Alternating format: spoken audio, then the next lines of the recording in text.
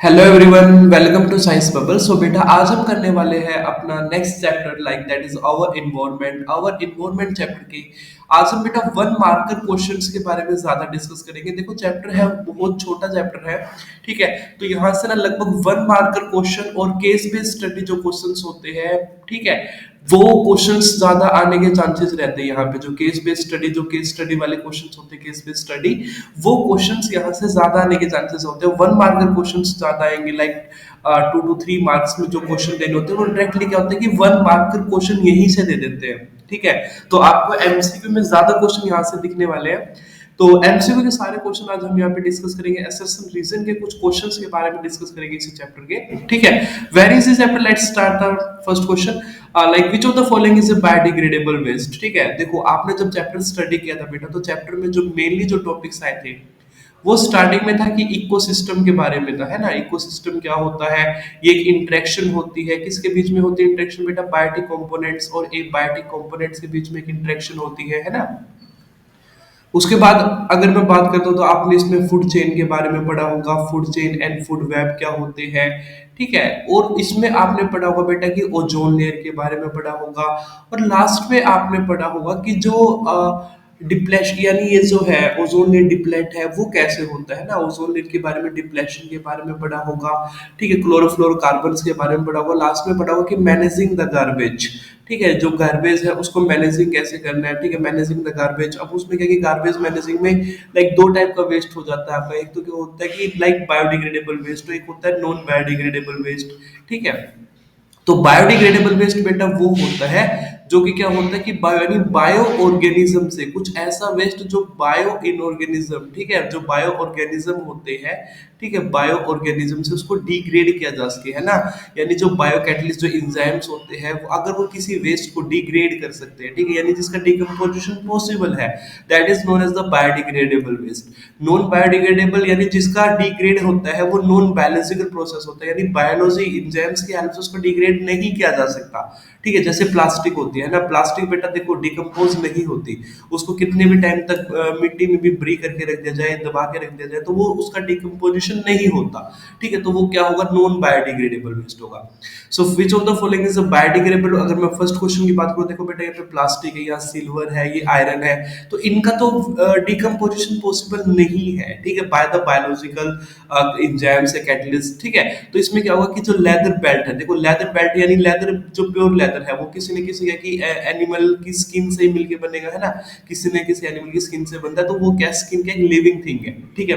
और उसका डिकम्पोजिशन करना इजी है, तो लेदर बेल्ट यहाँ पे क्या होगा, करेक्ट ऑप्शन हो जाएगा, ठीक है। बायोडिग्रेडेबल में क्या है, लेदर बेल्ट। अगर मैं सेकंड क्वेश्चन की बात करता हूँ, विच of the following is a non biodegradable, तो देखो वूल है, एनिमल बोन है, टी लीव्स है। आपको पता है, देखो वूल है, वूल बेटा किससे बनता है, कैराटीन से बनता है। किससे बनता है ये, कैराटीन से, ठीक है। तो इसका क्या है कि डिकम्पोजिशन करना इजी है। कैराटीन जैसे जो ह्यूमन हेयर होता है, ह्यूमन हेयर भी कैराटीन से ही मिलके बनता है, तो इनका डिकम्पोजिशन करना इजी है। एनिमल बोन्स है, ये भी गल जाती है ना, इनका डिकम्पोजिशन भी इजी है। पत्तियां है, टी लीव्स है, ये सब भी क्या है कि लिविंग थिंग्स में आ जाती है। बट अगर हम बात करें नाइलॉन की, किसकी बात करें बेटा, नाइलॉन की। नाइलॉन क्या एक प्लास्टिक पॉलीमर है, ठीक है, कि क्या है, एक प्लास्टिक का पॉलीमर है, ठीक है। तो ये प्लास्टिक है प्योरली, तो इसका क्या है कि डिकम्पोजिशन इजी नहीं है, that is why this is known as the non biodegradable waste. अगर हम बात करते हैं बेटा क्वेश्चन नंबर 3 की, तो देखो इकोसिस्टम से रिलेटेड क्वेश्चन है।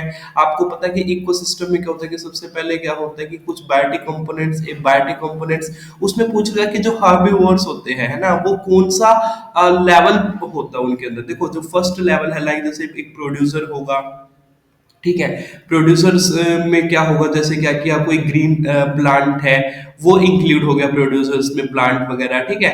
एक होता है कि जो सबसे पहले क्या कि सनलाइट है, ठीक है। इससे भी पहले जो सनलाइट है, सनलाइट कहाँ से होगा, प्रोड्यूसर होगा। लगभग 1% एनर्जी का ट्रांसफर ही होता है सनलाइट टू प्रोड्यूसर। प्रोड्यूसर के बाद कौन से होते हैं बेटा, प्राइमरी कंज्यूमर्स होते हैं, है ना। यहाँ पे आ जाते हैं प्राइमरी कंज्यूमर, फिर देन सेकेंडरी कंज्यूमर, या फिर आप बोल सकते हो कि कार्निवर्स वगैरह आ जाते हैं, फिर टॉप कार्निवर्स आ जाते हैं। ये आपने पढ़ा है, ट्रोपिक लेवल्स में पढ़ा है। ठीक है, तो जो हार्बिवर्स होते हैं बेटा, ठीक है, देखो हार्बिवर्स यानी जो ग्रीन चीजों को खाएंगे, ठीक है, तो प्रोड्यूसर मेरा क्या होगा, फर्स्ट ट्रोपिक लेवल, प्रोड्यूसर मेरा क्या होगा, फर्स्ट ट्रोपिक लेवल आप इसको बोल सकते हो। लेकिन उसके बाद देखो प्राइमरी कंज्यूमर जो सबसे पहले कंज्यूम करता है, तो हार्बिवर्स क्या होता है, किसको ईट करता है, हार्बिवर्स किसको ईट करता है बेटा, ग्रीन प्लांट्स को। हार्बिवर सिर्फ और सिर्फ किसको करता है, ग्रीन प्लांट्स को।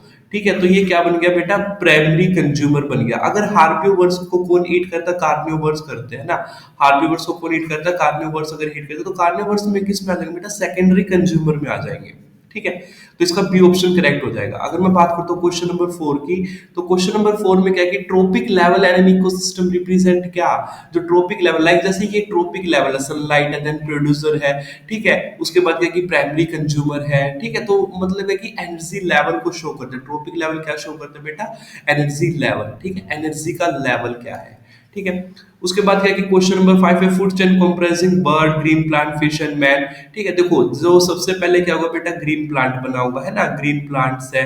ठीक है, ग्रीन प्लांट्स के बाद क्या है कि मे बी बर्ड है, ठीक है, या ग्रीन बर्ड के बाद क्या है, फिश है, फिश के बाद क्या है, मैन है। ठीक है, तो कहता है कि अगर एक मैं बात करता हूँ, एक फूड चेन की भी अगर मैं बात करता हूँ, तो फूड चेन में जो सबसे ज्यादा जो केमिकल है entering the food chain will be maximum, कहाँ पे चांसेस होंगे बेटा, मैन के केस में, यानी जो देखो टॉप लेवल, ठीक है, जो टॉप ट्रोपिक लेवल में हम जब चले जाते हैं, टॉप पे चले जाते हैं, किसी भी एनर्जी लेवल पे, ट्रोपिक लेवल पे जब टॉप पे चले जाते हैं, तो वहां पर जो कंसंट्रेशन है हार्मफुल केमिकल की वो ज्यादा रहेगी। ठीक है, एंटर करने के चांसेस क्या रहेंगे, ज्यादा रहेंगे। ठीक है, तो इसका क्या हो जाएगा बेटा, बी ऑप्शन। ठीक है, यानी कि जो मैन है वो इसका क्या हो जाएगा, करेक्ट आंसर हो जाएगा।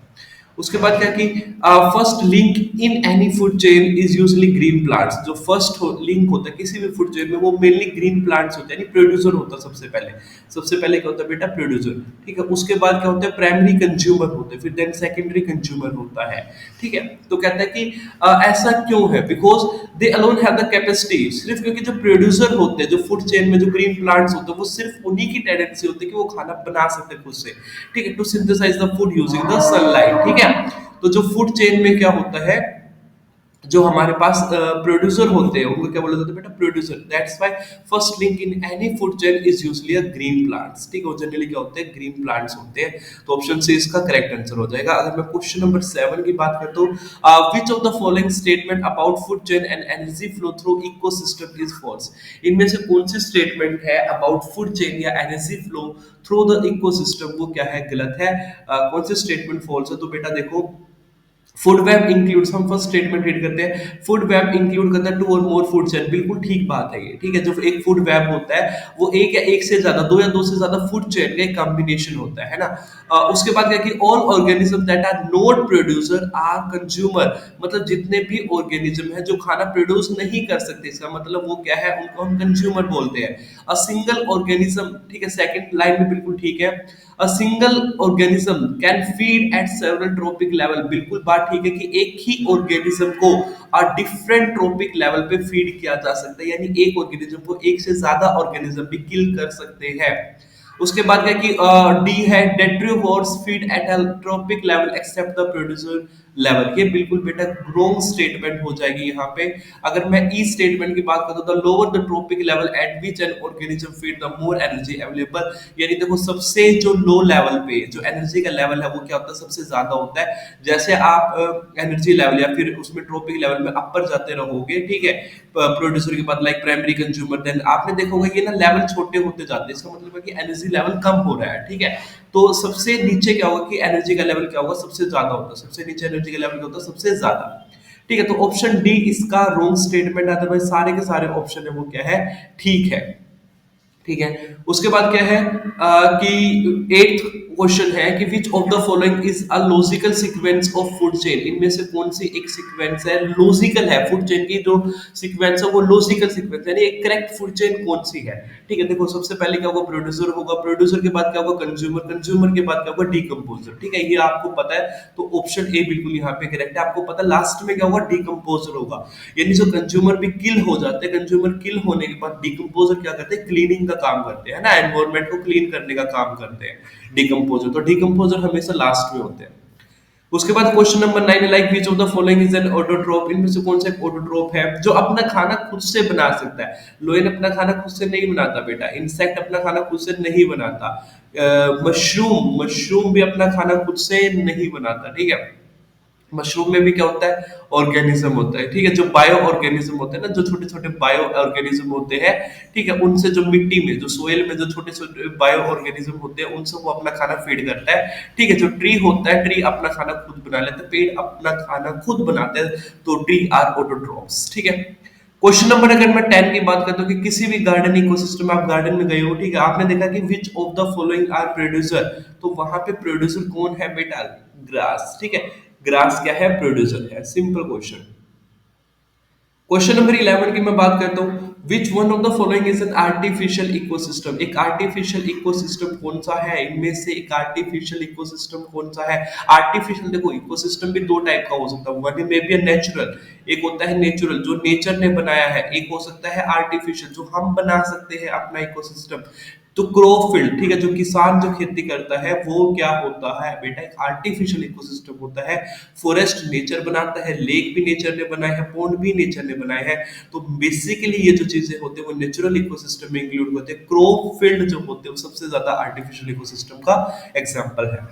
क्वेश्चन नंबर मैं 12 की बात करता हूँ, एन इकोसिस्टम इंक्लूड, जो इकोसिस्टम है उसमें बायोटिक और एबायोटिक बोथ कंपोनेंट इन्वॉल्व होते हैं। तो option C, both living organism and non living objects, या फिर आप ऑब्जेक्ट्स ना इंक्लूड करके यहाँ पे आप लिख सकते हो कि like non living components like may be a weather, ठीक है। अब इसमें प्लास्टिक वगैरह तो नहीं आएगी, है ना। वेदर हो सकता है, टेम्परेचर हो सकता है, ठीक है, इस टाइप के कुछ कंडीशंस, रेनफॉल हो सकता है, विंड हो सकता है। तो ये नॉन लिविंग के कंपोनेंट्स होते हैं, वो इकोसिस्टम में इंक्लूड होते हैं। क्वेश्चन नंबर 13 की मैं बात करता हूँ, excessive exposure of human to UV rays results in, ठीक है, जो एक्सपोजर मिलता है यानी जो यूवी रेज, ठीक है, देखो जैसे ओजोन लेयर है, क्या है, ओजोन लेयर, O3 लेयर है, वो क्या कि जो सन से जो हार्मफुल यूवी रेडिएशंस, ठीक है, ये आपका क्या, जैसे सन है, सन से जो हार्मफुल यूवी रेडिएशंस निकलती है उनको क्या करता है, प्रोटेक्शन का काम करता है ओजोन लेयर, ठीक है। तो क्या होगा कि अगर एक्सेसिव एक्सपोजर हो जाए ह्यूमन के पास, यानी यूवी रेज अगर पहुंच जाए नीचे, इंसान के पास अगर पहुंच जाए, तो उससे क्या होगा, ठीक है, क्या उसके हार्मफुल कोज हो सकते हैं। तो देखो इसमें क्या हो सकता है कि like damage to immune system, जो इम्यून सिस्टम है वो डैमेज हो सकता है, बिल्कुल ठीक बात है, ठीक है।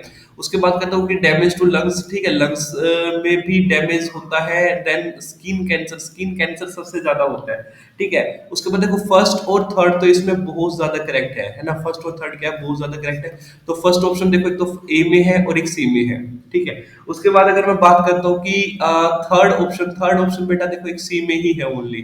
तो फर्स्ट और थर्ड इसके ज्यादा करेक्ट ऑप्शन है। अगर मैं बात करता हूँ सेकंड की, तो सेकंड भी पॉसिबल है इसका, ठीक है, लेकिन उसमें फिर क्या कि कहीं ना कहीं थर्ड स्किप हो रहा है, ठीक है। तो आपको फर्स्ट और थर्ड पे ज्यादा प्रायोरिटी रखनी है, स्किन कैंसर और डैमेज टू इम्यून सिस्टम। अगर उसके बाद इसी में इंक्लूड कर देता कि सेकंड भी इसमें इंक्लूड कर देता, तो फिर सेकंड ज्यादा इसका करेक्ट ऑप्शन हो जाता, ठीक है। अभी के लिए इसका आंसर यही रहने वाला है, ऑप्शन सी, यानी फर्स्ट एंड थर्ड, ठीक है। अगर इसमें क्या कि ऑप्शन दे देता कि फर्स्ट सेकंड एंड थर्ड, या फिर ऑल ऑफ द अबव बोल देता, तो आपका करेक्ट ऑप्शन फिर ऑल ऑफ द अबव पे ही जाते हैं। देन क्वेश्चन नंबर 14 है बेटा कि विच और group of organism are not constituent of a food chain, इनमें से कौन सा ग्रुप है ऑर्गेनिज्म का जो कि एक फूड चेन नहीं बनाता, ठीक है। देखो अगर मैं बात करूं तो यहाँ पे है आपका ग्रास है, प्रोड्यूसर है, ठीक है। यहाँ पे क्या है कि प्लैंकटन ये भी प्रोड्यूसर है, ठीक है। ग्रास ये प्रोड्यूसर है, यहाँ पे प्रोड्यूसर, यहाँ पे भी ग्रास, ठीक है। प्रोड्यूसर तो सब जगह पे है, लेकिन यहाँ पे देखो ग्रास के बाद उसको कौन खा रहा है, ठीक है। ग्रास को तो कोई खाने वाला है ही नहीं, और ग्रास को खाने वाला नहीं है, तो उसके बाद जो ये नेक्स्ट है स्नेक है, टाइगर है, या वॉल्फ है, भेड़िया है, ये कहाँ से आए, ठीक है। लाइक जब प्राइमरी कंज्यूमर ही नहीं है, प्राइमरी कंज्यूमर नहीं है, और नेक्स्ट सेकेंडरी और टर्शरी कंज्यूमर इन्होंने दे रखा है, तो ये एक फूड चेन करेक्ट नहीं बन सकती बेटा। देखो जैसे क्या कि यहाँ पे प्लैंकटन है, प्लैंकटन को कौन ईट करेगा बेटा, ग्रास होपर ईट करेगा, ग्रास होपर को फिर ठीक है, फिर आगे फिश या मैन वगैरह ईट कर सकते हैं। ग्रास को यहाँ पे देखो रैबिट ने ईट किया, रैबिट को फिर किसने खा लिया, लोइन ने खा लिया। यहाँ पे देखो ग्रास ग्रास से ग्रास होपर आया होगा, ग्रास होपर से फ्रॉग आया होगा, फ्रॉग को किसने ईट किया बेटा, स्नेक ने, देन स्नेक को किसने किया, ईगल ने। तो देखो हर जगह पे क्या कि फूड चेन बन रही है, लेकिन ऑप्शन सी में क्या है कि जो हमारे पास प्राइमरी कंज्यूमर है वो स्किप कर दिया है, तो ऑप्शन सी इसका क्या हो जाएगा, करेक्ट आंसर हो जाएगा कि ये फूड चेन नहीं बनती। क्वेश्चन नंबर 15 की अगर मैं बात करता like if a grasshopper is eaten by frog, अगर ग्रास होपर को ईट किया, किसने ईट किया बेटा? फ्रॉग ने। Then the energy transfer will be from, energy का ट्रांसफर कहां से कहां हुआ है बेटा? ग्रास होपर क्या है? Primary consumer. ये क्या है? Secondary consumer. Grass hopper consumer है, वो खाना खुद नहीं बनाता, this is not a producer. तो प्रोड्यूसर का तो ऑप्शन बिल्कुल खत्म, प्रोड्यूसर का ऑप्शन बिल्कुल खत्म, ठीक है। तो प्राइमरी कंज्यूमर से खाना कहाँ पे गया? सेकेंडरी कंज्यूमर पे। तो ऑप्शन सी इसका करेक्ट आंसर है। क्वेश्चन नंबर 16 की अगर मैं बात करता हूँ बेटा, असर्शन रीजन बेस्ड क्वेश्चन है। असर्शन क्वेश्चन नंबर 16 में दिया गया कि vegetarian food habit is more beneficial to organism. जो वेजिटेरियन की जो फूड हैबिट होती है वो ज्यादा बेनिफिशियल होती है ऑर्गेनिज्म, ठीक है। वेज ही रहना चाहिए, वेजिटेरियन रहना चाहिए, नॉन वेज नहीं होना चाहिए, क्योंकि उससे क्या होगा कि जो केमिकल, टॉक्सिक केमिकल है वो आने के, एंटर करने के ज्यादा चांसेस रहते हैं। उसके बाद क्या कि जो रीजन क्या कि only 10% energy is available as food from one trophic level to next. तो कहीं ना कहीं बेटा दोनों ही ऑप्शन ये ठीक है, और रीजन इसका कुछ हद तक करेक्ट एक्सप्लेनेशन है। इसका एक मेन परफेक्ट रीजन ये भी बन सकता था कि जो, अगर आप नॉन वेजिटेरियन है तो क्या कि बॉडी में, नॉन वेजिटेरियन होने की वजह से बॉडी में जो टॉक्सिक केमिकल जो चीजें हैं उनके एंटर करने के चांसेस ज्यादा है, ठीक है। Only 10% energy is available from one food as food from one trophic level to next, तो ये भी ठीक है। तो हम ऑप्शन ए पे चले जाएंगे यहाँ पे। उसके बाद क्या है कि क्वेश्चन नंबर 17 की अगर मैं बात करता हूँ, the accumulation of harmful chemicals is maximum, ठीक है। देखो यानी कि जो एंटर करने, जो केमिकल एंटर करने के जो चांसेस है वो ज्यादा रहते हैं in case of organism at high trophic level, बिल्कुल ठीक बात है। Food chain normally do not go beyond third और फोर्थ ट्रॉपिक लेवल, हाँ ये भी ठीक है, मतलब खुद में ये ठीक बात है, लेकिन रीजन इसका करेक्ट एक्सप्लेनेशन नहीं है सेशन का, ठीक है। तो ए ठीक है, रीजन ठीक है, but reason is not the correct explanation, इसका करेक्ट एक्सप्लेनेशन नहीं है। क्वेश्चन नंबर 18 की अगर मैं बात करता हूँ, क्वेश्चन नंबर 18 में क्या कि ozone is getting depleted at upper atmosphere which is a cause of concern, ठीक है। बिल्कुल एक सोचने की बात है कि जो ओजोन लेयर है वो डिप्लेशन हो रहा है, अच्छी बात है कि हम सोच रहे हैं। देन क्या कि असर्शन ठीक है खुद में। रीजन की अगर मैं बात करता हूँ, chlorofluorocarbons react with ozone and break it, बिल्कुल ठीक बात है कि जो क्लोरोफ्लोरोकार्बन्स होते हैं वो इसको ब्रेक कर रहे हैं। क्लोरोफ्लोरोकार्बन्स में जो क्लोरीन रेडिकल निकलता है, क्या निकलता है बेटा? Chlorine radical. जो क्लोरीन का जो रेडिकल होता है वो O3 को ब्रेक कर देता है, O3 को क्या कर देता है? ब्रेक, ठीक है। ओजोन लेयर को क्या कर देता है? ब्रेक कर देता है।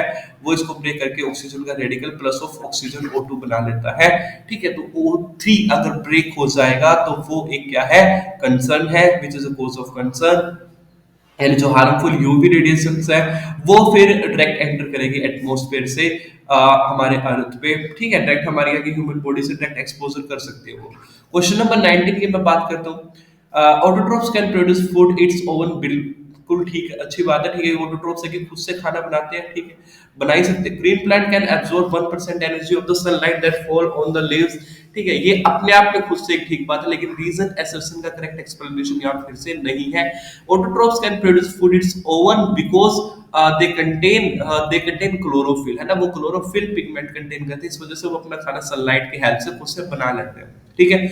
लेकिन ऐसा ये है कि green plant can absorb 1% energy of sunlight that falls on the leaves, ठीक है। सिर्फ 1% एनर्जी का ट्रांसफर होता है, ये अच्छी बात है, लेकिन एसर्सन का ये करेक्ट एक्सप्लेनेशन नहीं है, ठीक है। तो इसका ऑप्शन बी चला जाएगा। क्वेश्चन नंबर 20 की मैं बात करता हूँ, सेक्शन है कि biodegradable waste and non biodegradable waste should be discarded separately, बिल्कुल उनको अलग अलग ही करके वेस्ट करना चाहिए, ठीक है। उनको अगर आप लाइक कंज्यूम करने के बाद अगर उनको फेंक रहे हो, थ्रो आउट भी कर रहे हो, ठीक है, या उनको खत्म कर रहे हो, डिकम्पोज कर रहे हो, तो आपको वो चीज अलग अलग ही सेपरेटली करना चाहिए। तो biodegradable waste are not harmful, reason है कि biodegradable waste are not harmful, ये तो नहीं है बेटा, क्योंकि बायोडिग्रेडेबल वेस्ट है वो हार्मफुल होते हैं, ये खुद में भी क्या होते हैं? हार्मफुल होते हैं। तो रीजन इसका गलत है, एसर्शन इसका ठीक है खुद में। एसर्शन एक ठीक स्टेटमेंट है, रीजन इसका टोटली रॉन्ग स्टेटमेंट है, क्योंकि हमें बायोडिग्रेडेबल, जो देखो वेस्ट जो होता है वो हार्मफुल होता है, मे be biodegradable, may be non biodegradable. जो नॉन बायोडिग्रेडेबल वेस्ट होते हैं वो ज्यादा हार्मफुल होते हैं, बायोडिग्रेडेबल थोड़े कम होते हैं।